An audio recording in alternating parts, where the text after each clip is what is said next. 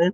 E teve um episódio que Davi teve que se fingir de... Oi, Pri, bom dia. Davi teve que se fingir Meninas, de... tem que botar mudo, tá dando eco.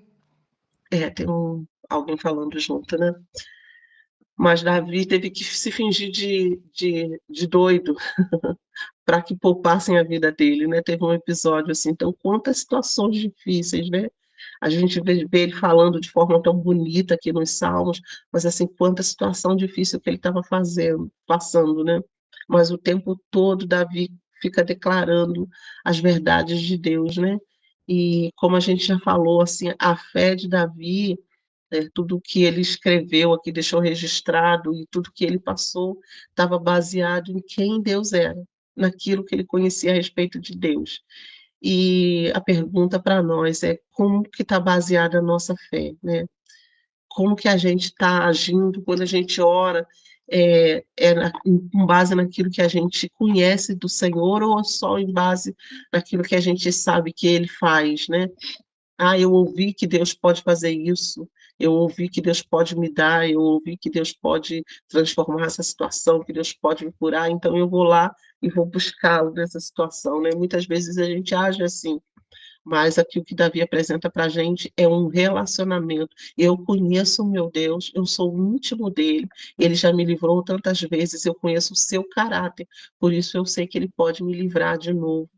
Não que eu seja bonzinho, que eu tenha feito as coisas certas, porque Davi, em certo momento, fala aqui até das suas iniquidades, ele fala que os seus ossos estão sendo esmagados, ele fala assim, da sua alma sendo consumida por causa de pecado, por causa de engano, por causa de erro, mas ele confia que o Senhor é o libertador, né? É aquele que vem remir, né? Vem resgatar a vida dele.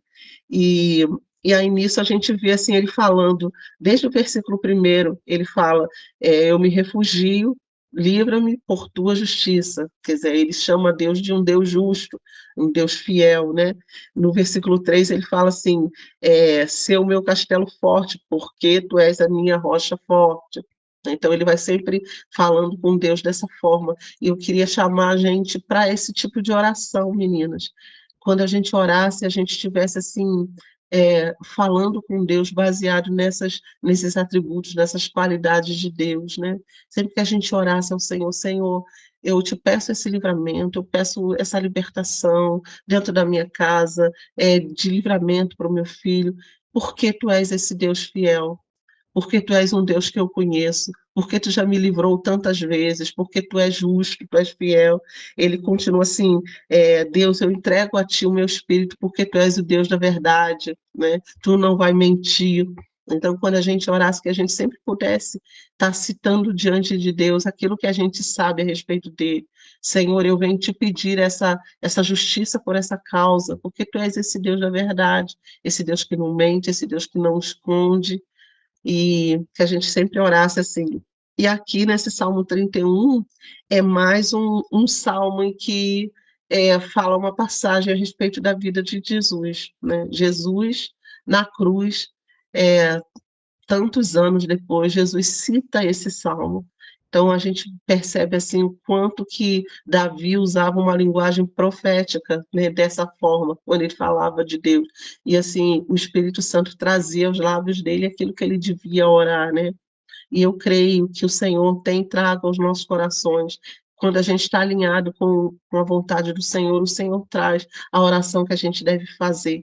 Né, que nessa manhã, em nome de Jesus, quando você falar com o Senhor durante todo o dia, sabe, passa o dia falando com Deus, sabe, sobre as tuas necessidades, aquilo que está afligindo o teu coração, e que você, assim, possa usar a palavra profética, né, declarando, Senhor, eu creio, eu confio, eu espero no Senhor, e ainda que o Senhor não faça exatamente conforme a minha vontade, eu creio que a tua vontade é boa, perfeita e agradável, sabe? Eu proclamo sobre a minha vida as diretrizes, a vontade, o poder da tua palavra, Senhor.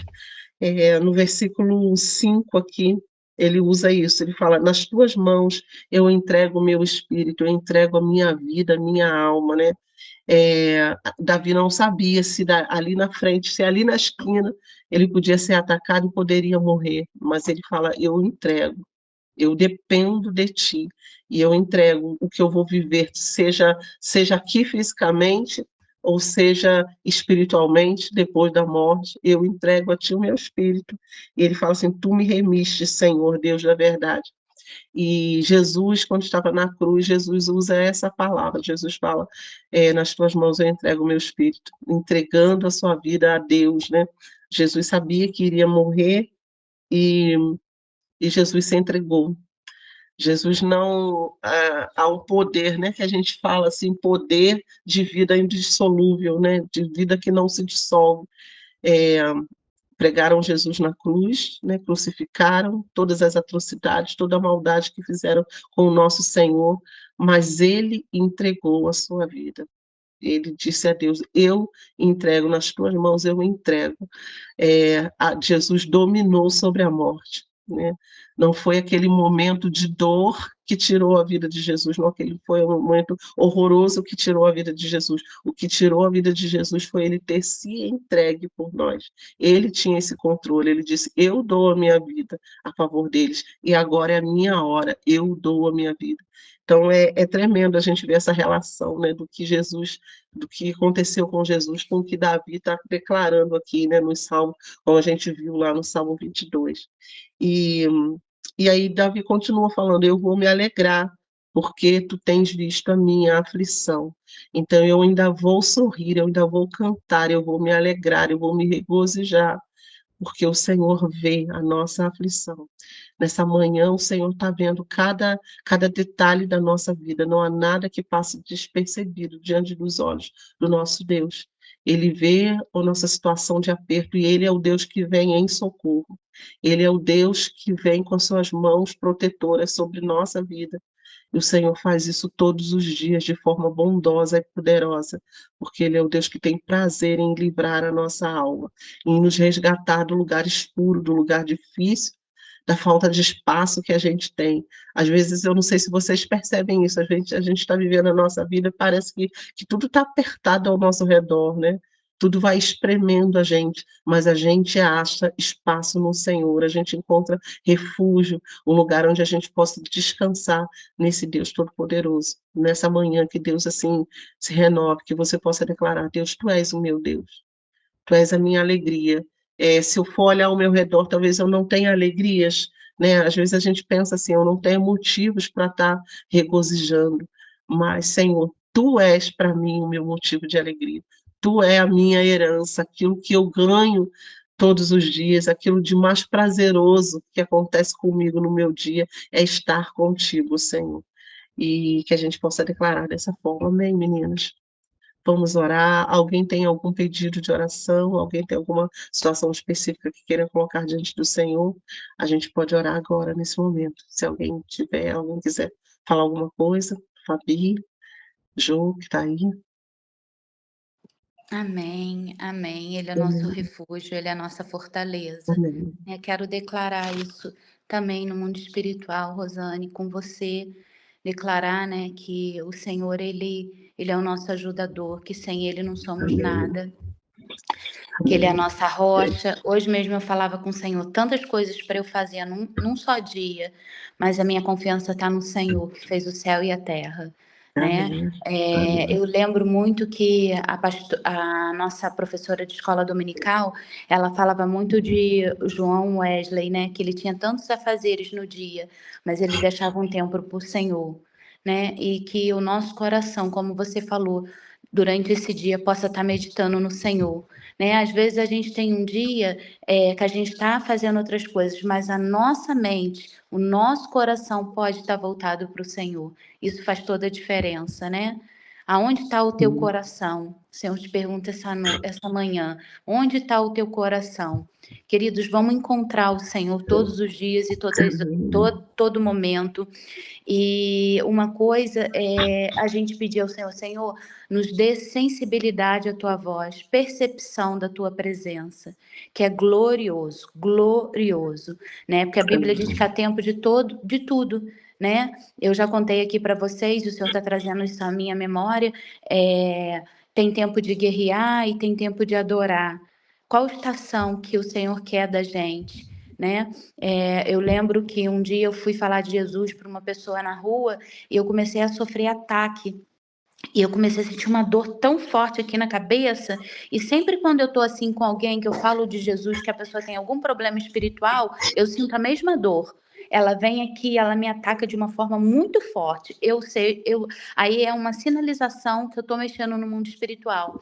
E na hora eu lembrei do Leifert, que a gente foi no Voa, e ele adora. Ele adora, ele chama presença. E eu fiz isso, eu chamei a presença. Eu não entrei em guerra espiritual ali pelaquela dor. Eu falei, a presença do Senhor vai dissipar o Jesus. mal.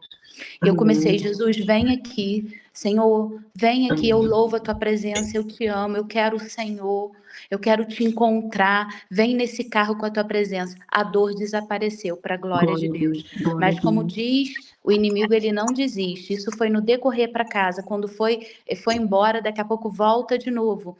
E eu começo de novo a clamar, Senhor, eu clamo aqui pela tua presença, a presença que nos livra do mal, a presença que nos guarda, a presença que é poderosa. Quando eu cheguei em casa, já estava estacionando, já não tinha dor nenhuma para a glória do Glória a Senhor. Deus, glória a A Deus. presença do Senhor é suficiente. Amém. Ele é luz. Meninas, Amém? eu ia contar um testemunho que eu ouvi, eu tinha até esquecido disso.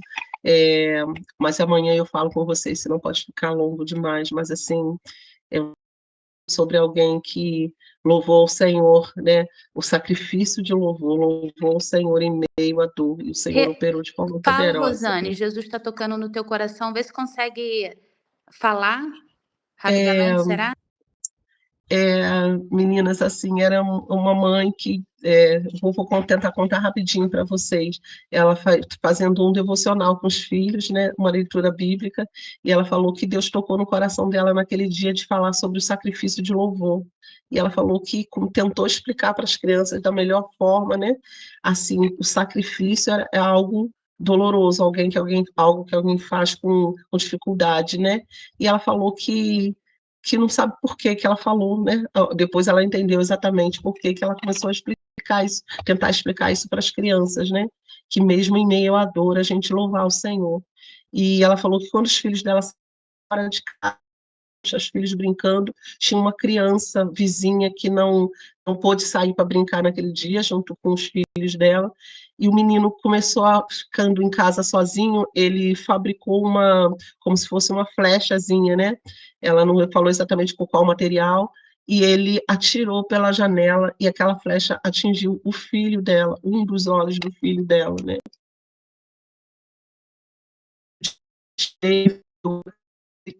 Saiu correndo, né? Ela, o pai, né? Saíram com a criança para o médico, né? Para o hospital.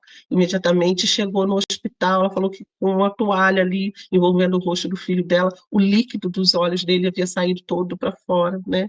E ela já sabia assim a noção que ela tinha de que o filho dela ia ficar cego. E, enfim, enquanto ela estava indo junto com ele para o centro cirúrgico, imediatamente eles colocaram ele para ser operado. Ele segurou na mão dela e falou assim: mamãe, canta porque você falou sobre o sacrifício de louvor e eu não quero ficar cego, né? Ela falou que ela nem entendeu por que o filho dela. Ela falou: mamãe, Jesus não vai ouvir a gente. Você não falou sobre o sacrifício de louvor.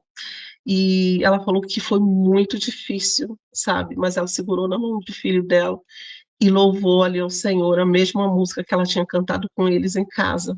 E ela falou que a enfermeira foi às lágrimas, sabe, junto com o filho. Quando ele entrava no centro cirúrgico, ele cantou junto com ela.